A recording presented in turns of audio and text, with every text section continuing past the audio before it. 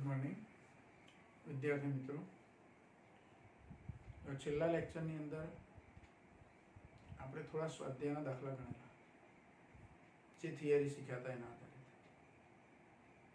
ફરી પાછા ઉદાહરણના દાખલા આપણે ગણીએ છીએ। ઉદાહરણ 6.7 સુધી આપણે ગણેલા છે, 6.8 પણ ગણેલું, છેલ્લે 6.8 ગણેલું, એટલે અહીંયા ઉદાહરણ નંબર 6.9 ગણીએ છીએ। જો 6.9 ઉદાહરણ છે એની અંદર સમકેન્દ્રીય બે રીંગો આપી છે। बुकમાં ગોળાકાર રીંગો એવું લખ્યું છે, એકચ્યુઅલી વર્તુળાકાર રીંગો એવું, રીંગ એટલે વર્તુળાકાર હોય, તો એવી બે સમકેન્દ્રીય રીંગો આપી છે। એક રીંગ છે કેન્દ્રની બહુ નજીક રાખેલી, નજીક એટલે એની ત્રિજ્યા બહુ ઓછી છે, એટલે એનો પરિઘ છે કેન્દ્રથી નજીક કહેવાય, એટલે એની ત્રિજ્યા ઓછી, ઘણી ઓછી એમ। એની સાપેક્ષે બીજી રીંગ છે એની ત્રિજ્યા વધારે છે। पहली अंदर ની જે રિંગ છે એની ત્રિજ્યા r1 અને મોટી રિંગ છે એની ત્રિજ્યા r2 હોય તો r1 very less than r2, આવું આપણને પ્રશ્નમાં કહી દીધું છે। પ્રશ્નમાં આવું કીધું છે આપણને કે r1 very less than r2। હવે આ બે રીંગોનું તંત્ર છે, એટલે કે બે ગૂંચળાઓનું તંત્ર એવું કહી શકીએ। તો આ તંત્ર માટે અન્યોન્ય પ્રેરકત્વ એનું સૂત્ર તૈયાર કરવું। શું તૈયાર કરવાનું? અન્યોન્ય પ્રેરકત્વનું સૂત્ર તૈયાર કરવાનું। હવે અન્યોન્ય પ્રેરકત્વ લેવું હોય આપણે તો એક ગૂંચળામાં પ્રવાહ પસાર કરવાનો અને બીજા ગૂંચળા સાથે સંકળાયેલું ફ્લક્સ લેવાનું, અને ફ્લક્સ ભાગ્યા પ્રવાહ, એક બીજા ગૂંચળા સાથે સંકળાયેલું ફ્લક્સ અને પહેલા ગૂંચળામાં વહેતો પ્રવાહ, અથવા પહેલા ગૂંચળા સાથે સંકળાયેલું ફ્લક્સ અને બીજા ગૂંચળામાં વહેતો પ્રવાહ, આ ગુણોત્તર લઈએ એટલે તંત્રનું અન્યોન્ય પ્રેરકત્વ મળે। આવું સૂત્ર અગાઉ આપણે શીખ્યા છે, તો એનો ઉપયોગ કરવાનો। અહીંયા આપણે શું કરીએ છીએ કે r2 ત્રિજ્યાનું જે મોટું ગૂંચળું છે એની અંદર ધારો કે i2 જેટલો પ્રવાહ પસાર કરવામાં આવે છે। અહીંયા લખીએ આપણે કે આકૃતિમાં દર્શાવ્યા પ્રમાણે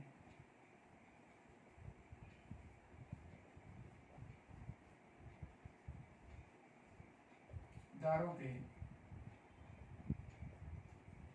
r2 ત્રિજ્યાના ગૂંચળામાં i2 જેટલો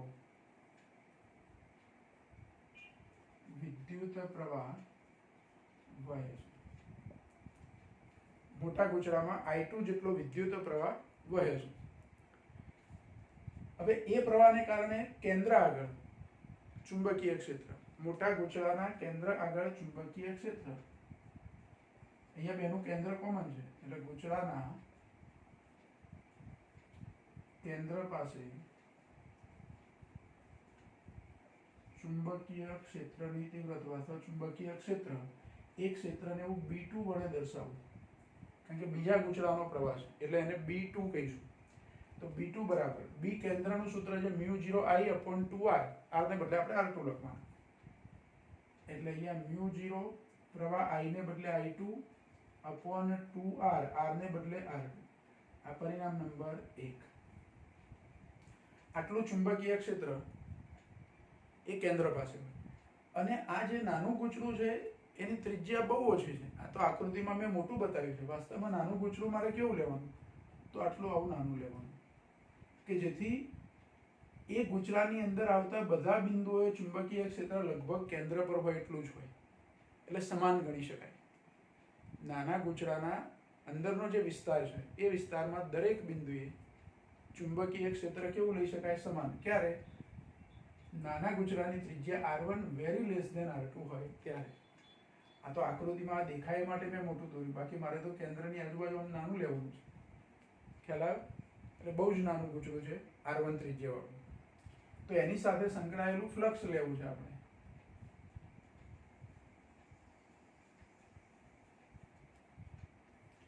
પહેલા તો આપણે અહીંયા લખી દઈએ કે r1 very less than r2 હોવાથી, r1 very less than r2 હોવાથી r1 ત્રિજ્યાના ગૂંચળાની અંદર આવેલા દરેક બિંદુ પાસે ચુંબકીય ક્ષેત્ર સમાન ગણી શકાય. દરેક બિંદુએ ચુંબકીય ક્ષેત્ર કેવું ગણી શકાય? સમાન. હવે એ નાના ગૂંચળા સાથે સંકળાયેલું ફ્લક્સ એટલે કે R1 ત્રિજ્યાના ગૂંચળા સાથે સંકળાયેલું ચુંબકીય ફ્લક્સ નાના ગૂંચળા સાથેનું ફ્લક્સ એટલે એને φ1 કહી દઈએ. શું કહી દઈએ? φ1. નાના ગૂંચળા સાથે સંકળાયેલું ફ્લક્સ φ1. હવે એ ફ્લક્સ કેવી રીતે મળે આપણને? તો ફ્લક્સનું સૂત્ર છે AB cos θ, જ્યાં θ બરાબર અહીંયા 0 હશે. મોટા ગૂંચળામાં પ્રવાહ પસાર કરે તો પ્રવાહની દિશામાં હું આંગળીઓ રાખું તો 12 તરફ ચુંબકીય ક્ષેત્ર બોર્ડના સમતલને લંબ, અને આ જે ગૂંચળું છે એનો ક્ષેત્રફળ સદિશ પણ એ જ દિશામાં એટલે θ 0 cos 0 1 થાય. એટલે φ બરાબર AB cos θ માં cos θ 1 લઈ લેવાનું. એટલે એને આપણે અહીંયા ગણતા નથી. AB φ બરાબર AB. પણ એ એટલે કોનું ક્ષેત્રફળ? જેની સાથે સંકળાયેલું ફ્લક્સ શોધતા હોય તેનું, એટલે નાના ગૂંચળાનું. અને એનું ક્ષેત્રફળ એટલે પાઈ r1². વર્તુળાકાર ગૂંચળું છે એટલે πr² સૂત્ર આવે. પણ r માં કયો r લેવાનો? r1, નાના ગૂંચળાનું ક્ષેત્રફળ, ઇન્ટુ b. b કોના લેવાના? મોટા ગૂંચળાનું ચુંબકીય ક્ષેત્ર. કેન્દ્ર પાસે ખરું, પણ ચુંબકીય ક્ષેત્ર કોને લીધે મળ્યું છે? તો મોટા ગૂંચળામાં વહેતા પ્રવાહને લીધે. એટલે ચુંબકીય ક્ષેત્ર મોટા ગૂંચળાનું અને ક્ષેત્રફળ નાના ગૂંચળાનું. એટલે φ1 બરાબર હું આવું લખી શકું: A1 B2, જ્યાં A1 એટલે પાઈ r1² અને B2 એટલે આ સમીકરણ 1 રહ્યું તે કિંમતે મૂકી દેવાની. μ0 I2 upon 2r2. આ φ1 મળી ગયું આપણને. આને પરિણામ નંબર 2 કહી દઈએ. હવે તંત્રનું અન્યોન્ય પ્રેરકત્વ. તંત્રનું અન્યોન્ય પ્રેરકત્વ m બરાબર, આમ તો m12 બરાબર m21 બરાબર m. આ તો આપણે તારવેલું છે, રેસિપ્રોસિટી થિયરમ કહેવાય આને. તો m બરાબર, હું m12 કે m21 લખવાને બદલે ડાયરેક્ટ m જ લખી દઉં છું. હવે ફ્લક્સ ભાગ્યા પ્રવાહ એટલે પહેલા ગૂંચળા સાથે સંકળાયેલું ફ્લક્સ એટલે φ1 ભાગ્યા બીજા ગૂંચળામાંથી વહેતો પ્રવાહ એટલે I2. હવે જો હું φ1 ની કિંમત મૂકું તો આ કિંમત મૂકવાની છે, સમીકરણ 2. એમાં I2 તો આવે જ છે, એટલે φ1 ના સૂત્રમાં અહીંયા કિંમત મૂકેલો I2 આવશે અને નીચે I2 આવશે એક, એટલે I2 ઉડી જશે. તો આ φ નું સૂત્ર છે. અથવા બીજી રીતે કહેવું હોય તો જુઓ, આ I2 છે એને હું φ ના છેદમાં લઈ જાઉં. આ બાજુ ગુણાકારમાં છે, આ બાજુ ભાગાકારમાં થાય, φ1 I2 થઈ જાય. તો φ1 I2, તો I2 સિવાય જે લખીએ તે આપણું જવાબ. અને ગોઠવીને લખું, પહેલા μ0 લખું બરાબર, પછી પાઈ r1² લખું અપોન 2r2. આ m મળી ગયું. એટલે કે બે ગૂંચળાઓના તંત્રનું અન્યોન્ય પ્રેરકત્વ મળ્યું. આ જે જવાબ માંગ્યો છે આપણને તે મળી ગયો. પૂરો દાખલો. 3 માર્કમાં પૂછી શકાય એવો પ્રશ્ન. ચલો પછી બીજો એક દાખલો છે, ઉદાહરણનો જ દાખલો 6.10. એ પણ ગણી લઈએ જોડે. ઉદાહરણ 6.10. જો ઉદાહરણ 6.10 માં આપણને શું પૂછ્યું છે?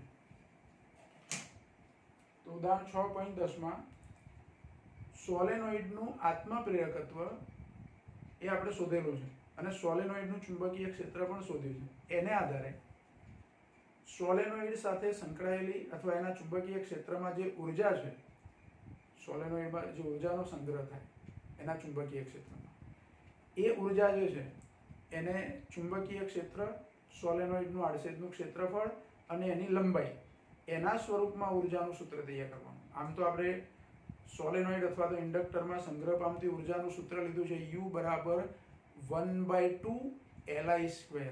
યાદ કરો, આ ચેપ્ટરમાં એક લેક્ચરમાં આપણે એ પણ શીખ્યા છે ઇન્ડક્ટર કોને કહેવાય અને ઇન્ડક્ટરમાં સંગ્રહ પામતી ઉર્જા, એ ઉર્જા એના ચુંબકીય ક્ષેત્રમાં સંગ્રહ પામે. તો એ ચુંબકીય ક્ષેત્રમાં સંગ્રહ પામતી ઉર્જાનું સૂત્ર આપણી જોડે તૈયાર છે. U બરાબર 1/2 Li². L એટલે આત્મપ્રેરકત્વ, કેપિટલ L, અને I એટલે એ સોલેનોઇડમાં વહેતો પ્રવાહ. પણ આ ઉર્જાનું સૂત્ર છે એ સહેજ જુદી રીતે મેળવવાનું છે. B, કેપિટલ B એટલે ચુંબકીય ક્ષેત્ર, આડછેદનું ક્ષેત્રફળ એટલે A, અને સોલેનોઇડની લંબાઈ સ્મોલ l, એના સ્વરૂપમાં ઉર્જાનું સૂત્ર તૈયાર કરવાનું છે. બરાબર? તો એ સૂત્ર આપણે તૈયાર કરવું છે. સીધી ગણતરી આપણે સ્ટાર્ટ કરીએ. રકમમાં ખાલી આટલું જ કીધું છે કે A, B અને L ના સ્વરૂપમાં સોલેનોઇડમાં સંગ્રહ પામતી ઉર્જાનું સૂત્ર મેળવો અને કેપેસિટરનું જે ઉર્જાનું સૂત્ર છે એની સાથે આની સરખામણી કરો. આવો પ્રશ્ન છે. બરાબર? તો જો સોલેનોઇડના ચુંબકીય ક્ષેત્રમાં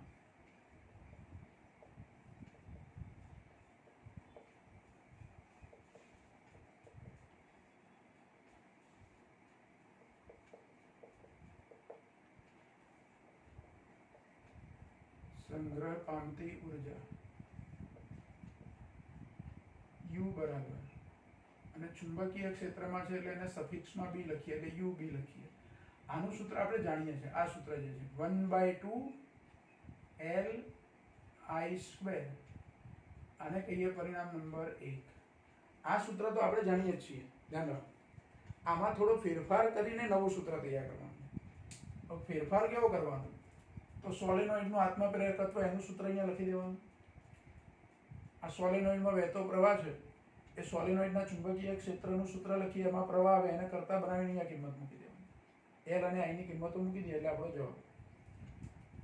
જો પહેલા તો સોલેનોઇડનું આત્મપ્રેરકત્વ કેટલું? સોલેનોઇડનું આત્મપ્રેરકત્વ L બરાબર, એનું સૂત્ર આપણે આવું તારવેલું છે μ0n²Al. આ પરિણામ નંબર 2 કહી દઉં. અને સોલેનોઇડનું ચુંબકીય ક્ષેત્ર, સોલેનોઇડનું ચુંબકીય ક્ષેત્ર B બરાબર μ0ni, જેમાં સ્મોલ n એટલે એકમ લંબાઈમાં આટાની સંખ્યા. આમાંથી આપણે I ની જરૂર છે એટલે I ને કરતા બનાવી દઈએ. તો I બરાબર શું થાય? B/μ0n. આ પરિણામ નંબર 3. 2 અને 3 ની કિંમતો 1 માં મૂકી દેવાની એટલે આપણો જવાબ. અને લખીએ નીચે આપણે કે સમીકરણ 2 અને 3 ની કિંમતો સમીકરણ 1 માં મૂકતા. તો 2 અને 3 ની કિંમતો 1 માં મૂકીએ એટલે UB, સોલેનોઇડની ઉર્જા UB બરાબર 1/2 તો આવશે જ, સૂત્રમાં છે. L ની જગ્યાએ મારે આ કિંમત લખવાની છે μ0n²A સ્મોલ n, અને I ની જગ્યાએ કિંમત લખવાની, પણ અહીંયા I² છે એટલે એનો વર્ગ થાય, એટલે આ ત્રણેયનો વર્ગ લખવાનો. એટલે શું આવશે? B²/μ0²n². અને આનું સાદું રૂપ ગોઠવી દેવાનું. હવે એમાં જો n² અહીંયા અને અહીંયા n², અંશ અને છેદમાં n² જે ઉડી જશે. અહીં μ0² છે ને અહીંયા μ છે એટલે μ0 છે, તો નીચે એક μ0 રહેશે. અહીંયા μ0² છે, એના ખાલી μ0 એક જ વખત છે એટલે નીચે μ0 વધવાના, બીજા નીચે આ 2 વધવાના એટલે 2μ0 છેદમાં વધશે. ઉપર આ μ0 નો લોપ થયો, n² નો લોપ થયો એટલે આટલું વધશે. A, L અને B². ગોઠવીને લખીએ એને. ગોઠવીને લખીએ તો શું લખાશે જુઓ? તો B²/2μ0 અને ગુણાકારમાં શું આવશે? Al. આ UB થયા સોલેનોઇડની ઉર્જા થઈ, એટલે એની ઉર્જાનું સૂત્ર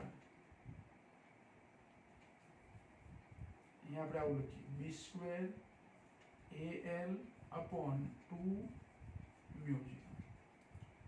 આમાં Al એટલે શું? તો આડછેદનું ક્ષેત્રફળ ગુણ્યા લંબાઈ એટલે કદ થયું.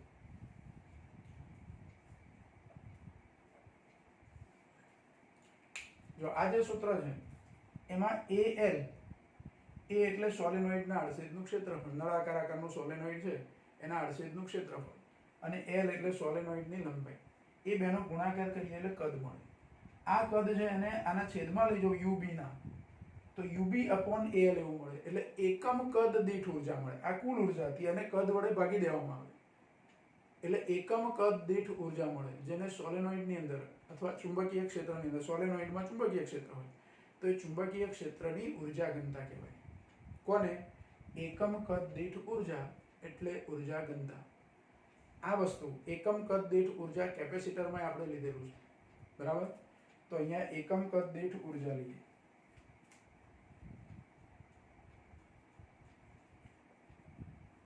એકમ કદ દીઠ ઉર્જાને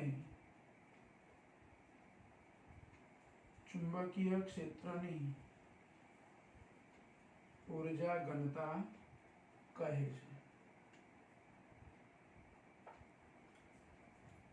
અને ઉર્જા ઘનતાને શાના વડે દર્શાવાય એની સંજ્ઞા, તો બે સંજ્ઞા આપણે વાપરીએ છીએ. અહીંયા આપણને જે સંજ્ઞા આપી છે એમાં UB વડે દર્શાવી છે, U વડે.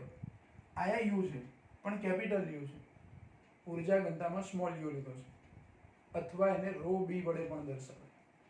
તો એ ઉર્જા ઘનતા મારે શોધવી હોય ચુંબકીય ક્ષેત્રની ઉર્જા ઘનતા, તો આ કુલ ઉર્જાને કદ વડે ભાગી દેવાનું, એટલે ઉર્જા ઘનતાનું સૂત્ર મળે આપણને. એટલે ઉર્જા ઘનતા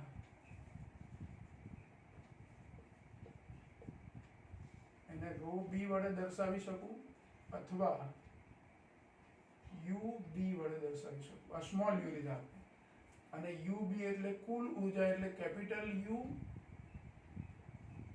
UB/AL.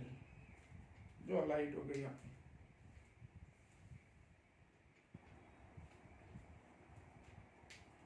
જો ઉર્જા ઘનતા, એકમ કદ દીઠ ઉર્જાને ચુંબકીય ક્ષેત્રની ઉર્જા ઘનતા કહેવાય. એ ઉર્જા ઘનતા ρ b અથવા UB વડે દર્શાવે.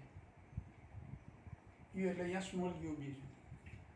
તો કુલ ઉર્જા ભાગ્યા કદ, અને કુલ ઉર્જા ભાગ્યા કદ એટલે ઉર્જા ઘનતા. તો આ સૂત્રમાં તમે જોશો તો આ AL છે એને UB ના નીચે લઈ જાઉં તો શું વધે? તો b²/2μ0 વધે.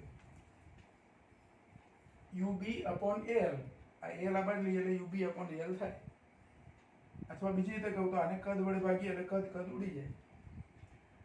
તો UB નું સૂત્ર હવે શું થાય? ઉર્જા ઘનતા UB સ્મોલ UB બરાબર b²/2μ0. તો આ ઉર્જા ઘનતાનું સૂત્ર થયું. ચુંબકીય ક્ષેત્રની ઉર્જા ઘનતા એટલે સોલેનોઇડમાં જે ચુંબકીય ક્ષેત્ર હોય એ ચુંબકીય ક્ષેત્રમાં ઉર્જા ઘનતાનું સૂત્ર થયું. આ સોલેનોઇડ માટે થયું. કેપેસિટરના વિદ્યુત ક્ષેત્રમાં ઉર્જા ઘનતાનું સૂત્ર આપણે આગળના ચેપ્ટરમાં તારવેલું છે, બીજા ચેપ્ટરમાં. કેપેસિટરના વિદ્યુત ક્ષેત્રમાં ઉર્જા ઘનતા, ઉર્જાનું સૂત્ર તારવ્યું છે, ઉર્જા ઘનતા એ છે, કદ વડે ભાગીએ તો એ ઉર્જા ઘનતા એને UE વડે દર્શાવીએ, સ્મોલ u e. તો UE બરાબર 1/2 ε0 e² આવું સૂત્ર છે. આ કેપેસિટર માટે ઉર્જા ઘનતાનું સૂત્ર છે. આ સૂત્ર ખાલી આપણે લખી દેવાનું છે, આને કંઈ તારવવાનું નથી, જે અગાઉ આપણે ઓલરેડી તારવેલું છે. પણ આ બે સૂત્રો એની સરખામણી કરવાની છે. ચુંબકીય ક્ષેત્રમાં સોલેનોઇડની અંદર જે ઉર્જા ઘનતા છે તે, અને કેપેસિટરના વિદ્યુત ક્ષેત્રમાં જે ઉર્જા ઘનતા છે તે. તો જો બંને ઉર્જા ઘનતા એક ક્ષેત્રના વર્ગના સમપ્રમાણમાં છે. સોલેનોઇડમાં છે ચુંબકીય ક્ષેત્રના વર્ગના સમપ્રમાણમાં, કેપેસિટરમાં છે એ વિદ્યુત ક્ષેત્રના વર્ગના સમપ્રમાણમાં. એટલે કે બંને ઉર્જાઓ એક ક્ષેત્રોના વર્ગના સમપ્રમાણમાં છે. એટલે આ એમની સામ્યતા છે, એમની સરખામણી છે કે બંને ઉર્જા ઘનતા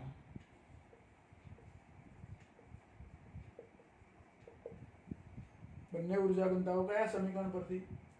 તો સમીકરણ 5 અને 6 એટલે પહેલા આપણે આવું લખીએ કે સમીકરણ 5 અને 6 પરથી કહી શકાય, સમીકરણ 5 અને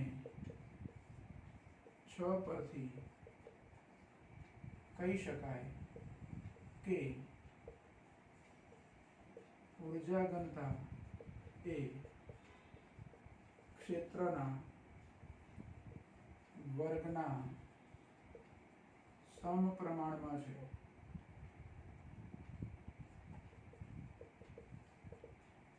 અને બીજો પોઈન્ટ એનો કે આ ઉર્જા ઘનતાના સૂત્રો એ સોલેનોઇડ અને કેપેસિટર માટે તારવ્યા છે. સોલેનોઇડમાં ચુંબકીય ક્ષેત્રમાં ઉર્જા ઘનતા, કેપેસિટરમાં વિદ્યુત ક્ષેત્રમાં ઉર્જા ઘનતા. પણ એ કોઈ પણ જગ્યાએ આ ક્ષેત્રો હોય, અવકાશમાં કોઈ પણ જગ્યાએ આવું ક્ષેત્ર હોય, દરેક જગ્યાએ સાચું છે. માત્ર સોલેનોઇડમાં અને કેપેસિટરમાં જ આ સૂત્ર વાપરી શકાય એવું જરૂરી નથી. એટલે કે સોલેનોઇડ અને કેપેસિટર માટે તારવેલા આ સૂત્રો વ્યાપક છે. વ્યાપક છે એનો મતલબ કે કોઈ પણ જગ્યાએ ચુંબકીય ક્ષેત્ર હોય તો એમાં ઉર્જા ઘનતા આ સૂત્રથી શોધી શકાય. સોલેનોઇડમાં ચુંબકીય ક્ષેત્ર નહીં. અને એ જ રીતે કોઈ પણ જગ્યાએ વિદ્યુત ક્ષેત્ર હોય તો વિદ્યુત ક્ષેત્રમાં ઉર્જા ઘનતા આ સૂત્ર પરથી શોધી શકાય. એના માટે કંઈ સોલેનોઇડ કે કેપેસિટરની જરૂર નથી. ભલે આપણે તારવ્યા છે સોલેનોઇડ અને કેપેસિટર માટે, પણ આ સૂત્રો વ્યાપક છે. એટલે અહીંયા બીજો એક પોઈન્ટ આપણે એવો લખીએ કે સમીકરણ 5 અને 6 માં મળતા ઉર્જા ઘનતાના સૂત્રો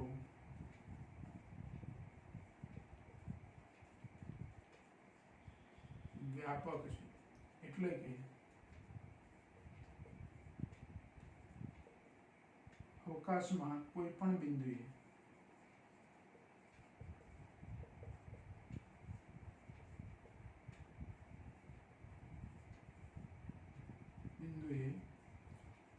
અસ્તિત્વ ધરાવતા વિદ્યુત ક્ષેત્ર અથવા ચુંબકીય ક્ષેત્ર માટે વાપરી શકાય. ગમે તે જગ્યાએ વિદ્યુત ક્ષેત્ર હોય તો ત્યાં આ સૂત્ર પ્રમાણે ઉર્જા ઘનતા મળે. ચુંબકીય ક્ષેત્ર હોય તો આ સમીકરણ 5 પ્રમાણે ઉર્જા ઘનતા મળે. એટલે આ સૂત્રો તમે ગમે તે જગ્યાએ વાપરી શકો અને આપણે ઉપયોગ પણ કરીશું. સૂર્યમાંથી આવતા વિદ્યુત ચુંબકીય તરંગો જે છે એની ઉર્જા ઘનતા, એમાં વિદ્યુત અને ચુંબકીય ક્ષેત્ર બંને અસ્તિત્વ ધરાવે છે. એટલે આ બે ઉર્જાઓનો સરવાળો કરીને કુલ ઉર્જા ઘનતા આપણે ત્યાં લઈએ છીએ. ત્યાં કંઈ કેપેસિટર કે સોલેનોઇડ કે એવું કશું હોતું નથી. સૂર્યમાંથી આવતી વિકિરણ ઉર્જા છે જે વિદ્યુત ચુંબકીય તરંગો છે, તો એના માટે પણ ઉર્જા ઘનતા અહીંથી આ સૂત્રનો ઉપયોગ કરીને આપણે લઈએ છીએ, કુલ ઉર્જા ઘનતા. બરાબર?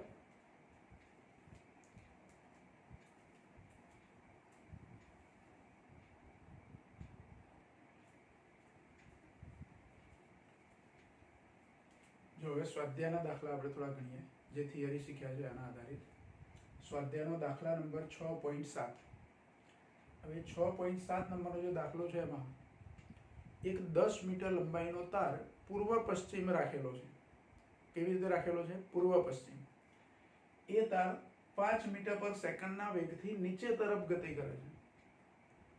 આમ તો એને મુક્ત પતન કરાવીએ તો શરૂઆતમાં વેગ 0 હોય, પણ કોઈ એક સમય એનો વેગ 5 મીટર પર સેકન્ડ ધારો કે થયો. જે વખતે એનો વેગ 5 મીટર પર સેકન્ડ છે એ વખતે એમાં પ્રેરિત EMF કેટલું હશે? એક પ્રશ્ન.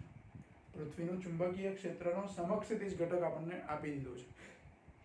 બીજો પ્રશ્ન છે એ પ્રેરિત EMF ની દિશા કઈ હશે? તાર પૂર્વ પશ્ચિમ છે તો પશ્ચિમથી પૂર્વ હશે કે પૂર્વથી પશ્ચિમ તે નક્કી કરવાનું. અને તારનો કયો છેડો ઊંચા વિદ્યુત સ્થિતિમાને હશે? તાર જ્યારે ચુંબકીય ક્ષેત્રમાં ગતિ કરે છે ત્યારે એ એક બેટરી તરીકે વર્તે છે, એ જેટલું EMF ધરાવતી. તો એનો એક છેડો ધન બનશે, એક છેડો ઋણ બનશે. જે છેડો ધન બને તે ઊંચા સ્થિતિમાને હોય, તો કયો છેડો ધન હશે એ ગતિ દરમિયાન તે નક્કી કરવાનું. એટલે 3 પ્રશ્નના જવાબ આપણે શોધવાના. દાખલા નંબર 6.7 માં પહેલું તો સૂત્ર છે પ્રેરિત EMF. એ તારની અંદર પ્રેરિત EMF, ગતિકીય EMF નું સૂત્ર હતું આપણી જોડે, E બરાબર BLV. તો BLV, B ને બદલે આપણે સમક્ષિતિજ ઘટક માટે BH લખ્યા છે, સફિક્સમાં H લખ્યા છે, એટલે BH. ઇન્ટુ LV, ત્રણેયની કિંમતો મૂકી દેવાની. ચુંબકીય ક્ષેત્રનો સમક્ષિતિજ ઘટક 0.3 ગુણ્યા 10⁻⁴ આપ્યું છે. સળિયા તારની લંબાઈ આપી છે 10 મીટર અને વેગ આપ્યો છે એનો 5 મીટર પર સેકન્ડ. આ 0.3 છે ને 10 છે એટલે આ 3 થઈ જાય, એટલે 3 × 5 = 15 અને 15 ને બદલે 1.5 મારે લખવા હોય તો ગુણ્યા 10⁻³ થઈ જાય. આટલા વોલ્ટ આ પ્રેરિત EMF આટલું આપણને મળે. બરાબર. જો આમાં ગણતરીમાં સીધી સૂત્રમાં શું કરવાની છે, કિંમતો મૂકવાની છે. એટલે આ પ્રેરિત EMF મળી ગયો આપણને 1.5 ગુણ્યા 10⁻³ વોલ્ટ. -3 ઘાત એટલે 1.5 મિલીવોલ્ટ એવું પણ લખાય. બરાબર. ચલો બીજો પ્રશ્ન. આ પહેલા પ્રશ્નની ગણતરી હતી આપણી. આ પ્રેરિત EMF એ પહેલો પ્રશ્ન છે. બીજો પ્રશ્ન છે એની ગણતરી શું, એટલે આમાં ગણતરી નથી પણ દિશા નક્કી કરવાની છે કે EMF ની દિશા કઈ હશે. હવે ધ્યાન રાખો, તાર છે એને પૂર્વ પશ્ચિમ રાખેલો છે અને નીચે તરફ ગતિ કરે છે, એટલે એના વેગનો સદિશ, તાર નીચે જાય છે એટલે એના વેગનો સદિશ નીચે તરફ, v સદિશ આમ નીચે હશે. અને ચુંબકીય ક્ષેત્ર કઈ તરફ છે, તો આ બાજુ ઉત્તર તરફ, એટલે આ બાજુ ઉત્તર તરફ. એનો મતલબ કે ચુંબકીય ક્ષેત્રનો સદિશ આ બાજુ છે અને એ બે પરસ્પર લંબ છે, સમક્ષિતિજ ઘટક છે. એટલે તો v અને b એનાથી બનતું સમતલ, એટલે આપણું આ બોર્ડનું સમતલ ધારો, એ સમતલને લંબ રૂપે સ્ક્રૂ રાખી અને મારે કઈ તરફ ફેરવવાનો, v થી b તરફ. કારણ કે બળનું સૂત્ર લઈએ છીએ આપણે, ચુંબકીય બળ, વીજભાર પર લાગતું ચુંબકીય બળ, વીજભાર પર લાગતું ચુંબકીય બળ લઈએ છીએ, એમાં F = q v × b આવું સૂત્ર છે. બરાબર. તો એ સૂત્રમાં v × b મારે શોધવા હોય તો સ્ક્રૂ મારે આમ ફેરવવો પડે, આ રીતે. એટલે સમતલને લંબ સ્ક્રૂ આ રીતે ફેરવવાનું. જો અહીંયા b સદિશ અને v સદિશ આવી રીતે છે, આ v સદિશ છે અને અહીંયા b સદિશ છે, bh. બરાબર. તો v થી b તરફ એટલે સ્ક્રૂ મારે આમ ફેરવવાનું આ દિશામાં, સમઘડી દિશામાં. અને સમઘડી દિશામાં સ્ક્રૂ ફેરવું તો શું થાય, તો ફિટ થાય, એટલે અંદર તરફ જાય. તો ધન વીજભાર પર અંદર તરફ બળ લાગે, તો ઋણ વીજભાર પર આ બાજુ બળ લાગે, વિરુદ્ધ દિશામાં. એટલે પૂર્વ પશ્ચિમ રાખેલા તારનો આ બાજુનો છેડો, પશ્ચિમ દિશા તરફનો છેડો ઋણ બને તો પૂર્વ દિશા તરફનો છેડો શું થાય, ધન બને. ઇલેક્ટ્રોન, મુક્ત ઇલેક્ટ્રોન બધા આ બાજુ ગયા, એટલે આ બાજુ ધન વીજભાર ખુલ્લો થયો પૂર્વ તરફ. તો હવે ઇલેક્ટ્રોન આ બાજુ છે અને આ બાજુ ધન ધ્રુવ છે, એટલે બેટરીનો આ બાજુ ઋણ બન્યો ને આ બાજુ ધન ધ્રુવ. તો EMF કઈ દિશામાં હોય, તો ઇલેક્ટ્રોનનું મૂવમેન્ટ આમ થઈ કઈ તરફ, પૂર્વથી પશ્ચિમ તરફ. તો પ્રવાહ પ્રેરિત થાય કઈ તરફ હોય, વિરુદ્ધ દિશામાં. ઇલેક્ટ્રોનની ગતિની વિરુદ્ધ પ્રવાહ મળે આપણને. તો ઇલેક્ટ્રોન છે એ પૂર્વથી પશ્ચિમ જાય છે, તો પ્રેરિત EMF પશ્ચિમથી પૂર્વ તરફ હોય. કઈ તરફ હોય, પશ્ચિમથી પૂર્વ તરફ. એટલે આ જે જવાબ છે કે EMF ની દિશા,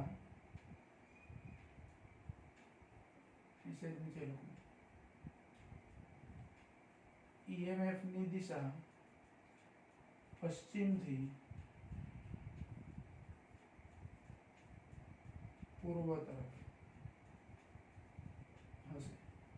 EMF ની દિશા કઈ હશે, પશ્ચિમથી પૂર્વ તરફ. અને ત્રીજો પ્રશ્ન છે,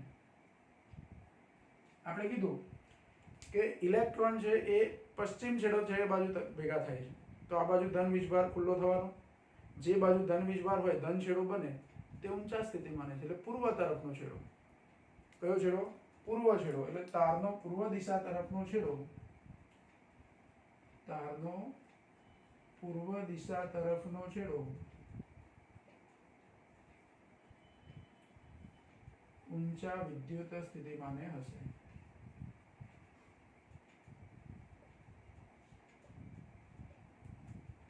એટલે ત્રણે પ્રશ્નો જવાબ મળી ગયા. પછી જુઓ, સ્વાધ્યાયનો દાખલા નંબર 6.8 છે, એકદમ નાનો દાખલો. એ પ્રશ્નમાં આપણને એવું કીધું છે કે એક ગૂંચળું આપ્યું છે, એમાં પ્રવાહનું મૂલ્ય 0.1 સેકન્ડમાં 0.1 સેકન્ડમાં 5 એમ્પિયરથી ઘટીને 0 થઈ જાય છે. ગૂંચળામાં વહેતા પ્રવાહનું મૂલ્ય 5 એમ્પિયર છે, ખૂબ જ ઝડપથી 0.1 સેકન્ડ એટલે 1 સેકન્ડનો 10મો ભાગ, 0.1 સેકન્ડની અંદર પ્રવાહનું મૂલ્ય 5 એમ્પિયરથી ઘટીને 0 થઈ જાય છે અને એ ગુચરામાં પ્રેરિત ઈએમએફનું મૂલ્ય 200 વોલ્ટ છે. કેટલું છે? 200 વોલ્ટ. તો એ ગુચરાનું આત્મા પ્રેરકત્વ કેપિટલ એલ એટલે આત્મા પ્રેરકત્વ કેટલું હશે? તો પ્રેરિત ઈએમએફના સૂત્ર પરથી આપણને મળે કે ગુચરામાં પ્રેરિત ઈએમએફ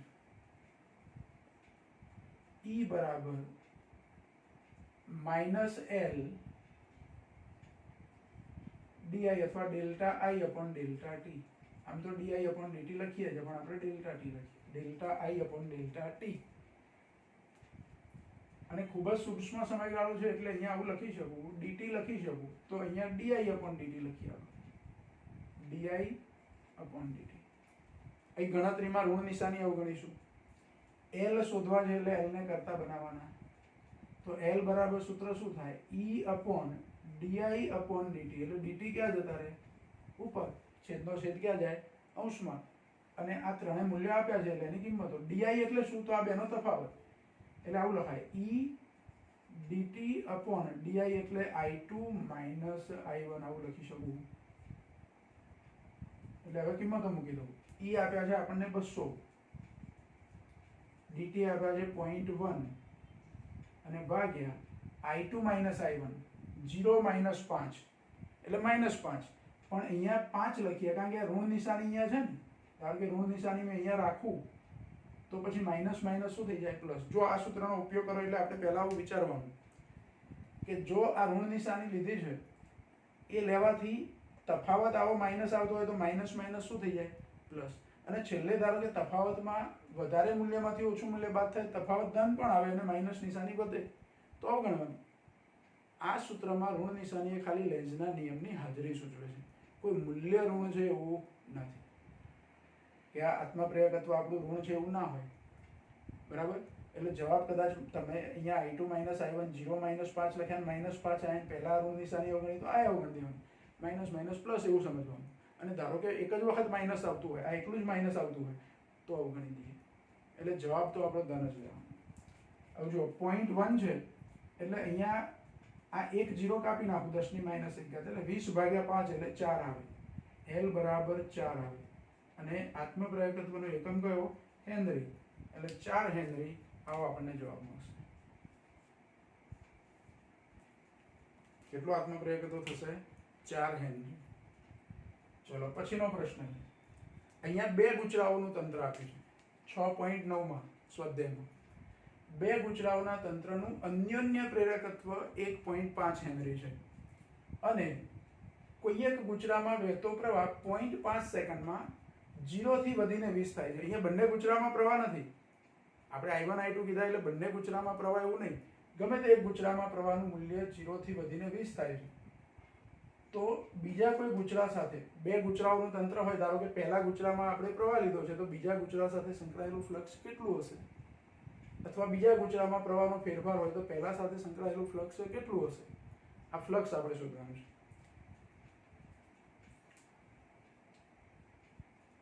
તો જો બે ગુચરાઓના તંત્રનું અથવા તંત્રમાં પ્રેરિત ઈએમએફ, બે ગુચરાઓનું તંત્ર હોય તો પ્રેરિત ઈએમએફ, અહીંયા એક જ ગુચરું તો એમાં પ્રેરિત ઈએમએફ E બરાબર L di અપોન dt. તો એવી રીતે અહીંયા E બરાબર M di અપોન dt. આવું સૂત્ર. નિશાની કઈ? માઇનસ. જરૂર પડે તો માઇનસ નિશાની અવગણવાની. બીજું, ધારો કે આ પ્રવાહ છે એ પહેલા ગુચરામાં છે તો પ્રેરિત ઈએમએફ બીજા ગુચરામાં હોય. બરાબર? પ્રવાહ કયા ગુચરાનો હોય? પહેલા ગુચરાનો. અહીંયા મેં I1 લખ્યા એટલે આ I1 નહીં, ધ્યાન રાખો. આ di એટલે પ્રવાહનો ફેરફાર એટલે di જ રાખીએ. આ એક પરિણામ. અને બીજું, ફેરેડેના નિયમ પરથી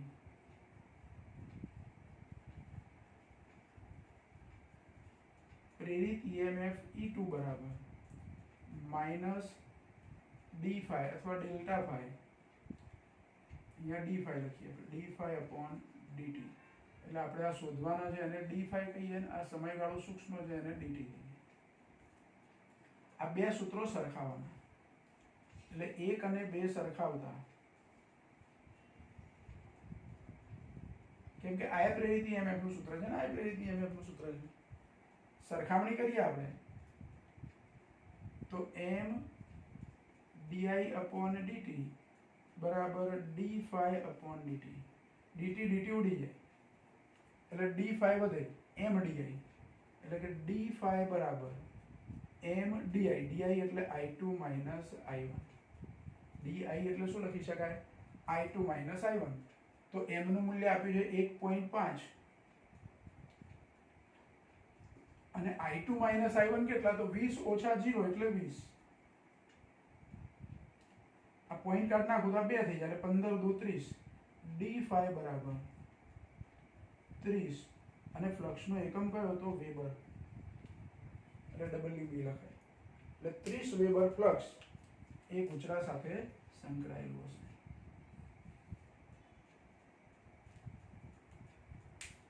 એટલે 3 દાખલા થયા. ચોથો દાખલો 6.10, સ્વાધ્યાયનો 6.10 નંબરનો દાખલો.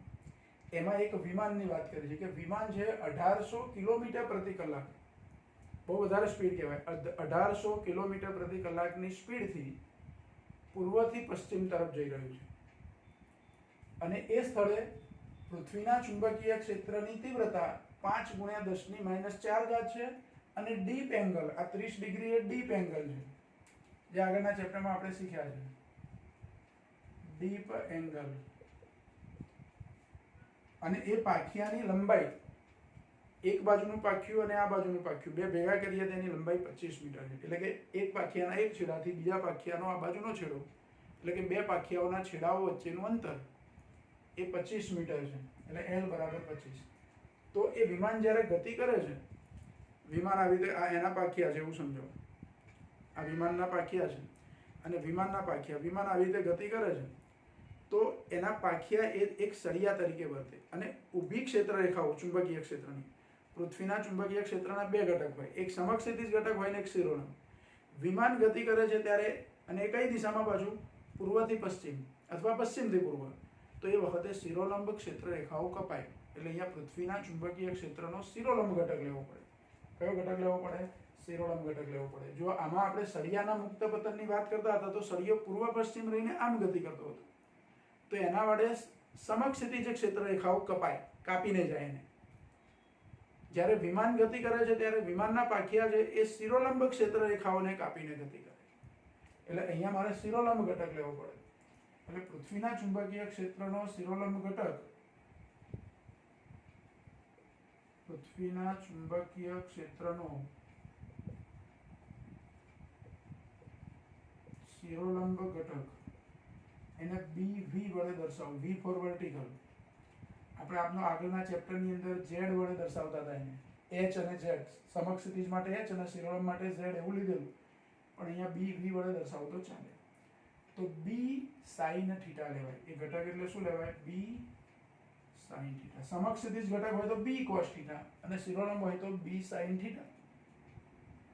હવે sin θ માં θ 30 છે એટલે sin 30 નું મૂલ્ય 1/2 થાય અને B ની કિંમત અહીં જે આપી છે તે, એટલે 5 × 10⁻⁴ ગુણ્યા 1/2 sin 30 ની કિંમત, 5/2 એટલે 2.5, એટલે 2.5 × 10⁻⁴ ટેસ્લા BV. મારે આનો ઉપયોગ કરવાનો. હવે જુઓ, વિમાનની ઝડપ જે આપી છે 1800 કિલોમીટર પ્રતિ કલાક છે અને મીટર પર સેકન્ડમાં ફેરવવાના, એટલે 1800 ને 1000 વડે ગુણવાના અને 3600 વડે ભાગવાના.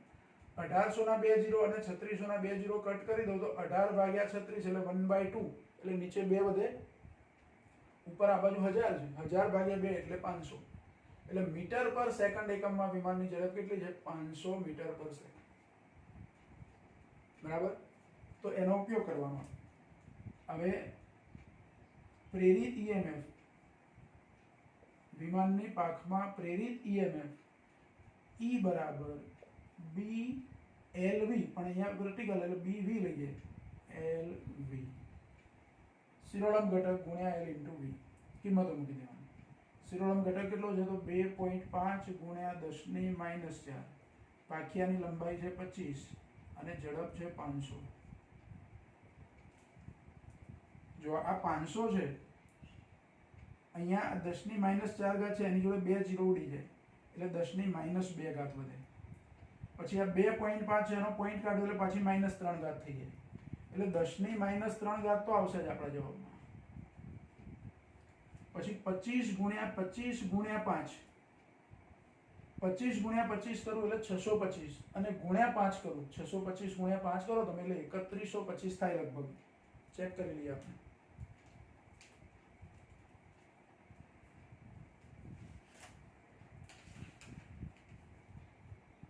$625 ગુણ્યા 5 બરાબર છે એટલે 3125. 3125 ગુણ્યા 10⁻³ શું મળ્યું આપણને? ઈએમએફ. અને આ ઈએમએફ છે એને આ ઘાત કાઢી નાખવી હોય તો અહીંયા 3.125 થાય. કેટલું થાય? 3.125 વોલ્ટ, આશરે 3.1 વોલ્ટ લઈ શકાય. પણ તમે 3.125 રાખો તો ચાલે, આપણે એટલું જ રાખીએ. એટલે વિમાનના બે પાંખની વચ્ચે ઉત્પન્ન થતું પ્રેરિત ઈએમએફ 3.125 વોલ્ટ જેટલું થાય. બરાબર. તો જુઓ બીજા 4 દાખલા આપણા પૂરા થાય એટલે ટોટલ આપણે પહેલા ગણ્યા 2 દાખલા, પછી ગણ્યા 4 દાખલા. 2 ઉદાહરણના, 4 સ્વાધ્યાયના, અને બધા દાખલા સહેલા છે. એકવાર તમને સૂત્રો ખબર હોય અને કેવી રીતે એનો ઉપયોગ કરવાનો એટલું ખબર પડે એટલે ગણતરી આવે. તો આજનું કામ આપણે અહીંયા પૂરું કરીએ છીએ. બરાબર ધ્યાનથી ફરી એક વાર જોઈ લો અને આ બધા જ દાખલા તમારે ગણી લેવાના.